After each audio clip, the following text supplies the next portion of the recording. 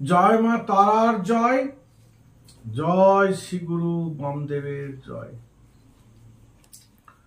ওম নমো ব্রহ্মণ্য দেবায় গো ব্রহ্মণ হিতায় চ জগদ্ধিতায় শ্রীকৃষ্ণায় গোবিন্দায় নমো নমঃ।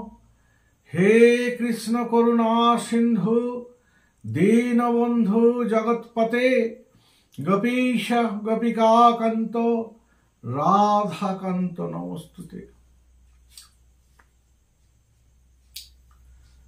আমরা সকলেই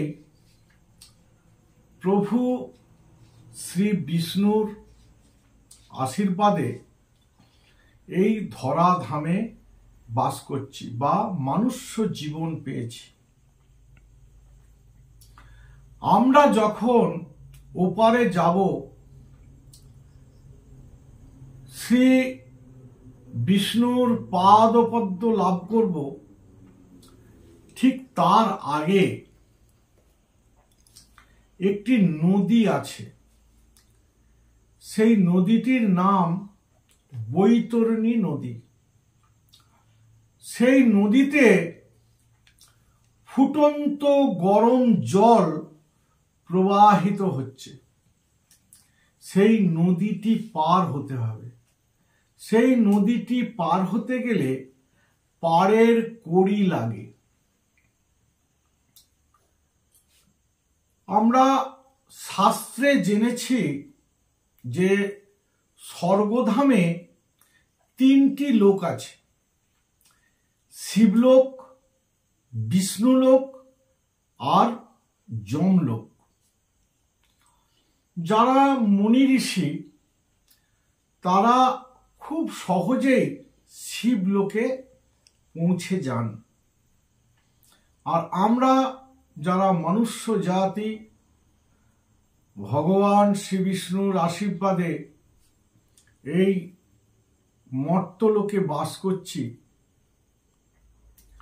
তাদের ওই বৈতরণী নদী অতি অবশ্যই পার করতে হবে। পাড়ের কড়ি কিভাবে আসবে?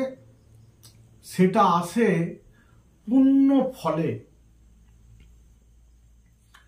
আপনার পুণ্য ফলে আপনি ওই বৈতরণী নদী খুব সহজেই পার করতে পারবেন। তাহলে আমাদের প্রত্যেকের উচিত কিছু না কিছু পুণ্য ফল লাভ করা। এই পুণ্য ফল কিভাবে আসবে?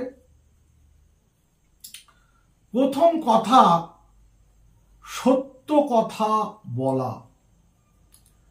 দ্বিতীয়ত, সৎ পথে থাকা। তৃতীয়ত, দুস্থ মানুষের পাশে থাকা।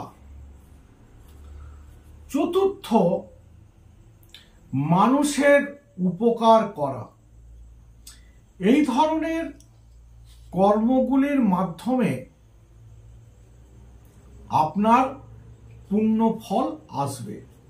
আর এই পুণ্য ফল থাকলেই তবেই কিনা ওই বৈতরণী নদী পার করতে পারব। যাদের পুণ্য ফলের জায়গায় পাপের ফলটাই বেশি, তারা সকলেই যাবে যমলোকে। অতএব আমাদের প্রত্যেকেরই কিছু না কিছু পুণ্য ফল লাভ করা অতি অবশ্যই প্রয়োজন।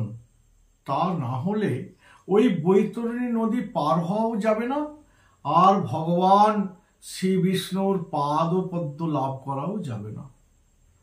তাহলে নমস্কার, আজ এই পর্যন্তই। আমার ভিডিওটা যদি ভালো লেগে থাকে তাহলে লাইক করুন, শেয়ার করুন, কমেন্ট করুন। আর যারা আমার ভিডিওটা প্রথম দেখছেন তারা আমার চ্যানেলটিকে সাবস্ক্রাইব করুন।